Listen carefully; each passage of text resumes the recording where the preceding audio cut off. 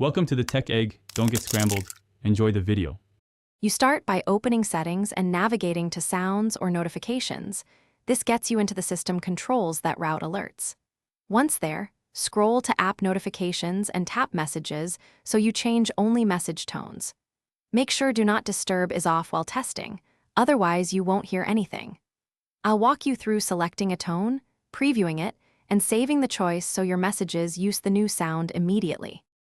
Now choose Notification Tone for messages. This controls the sound that plays when a new message arrives.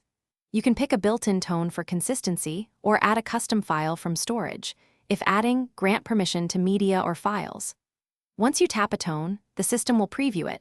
Listen carefully and try a few to compare volume and character. When satisfied, confirm by tapping Save or OK so the selection persists across reboots. Finish by sending a test message or using the preview control to confirm the new sound plays.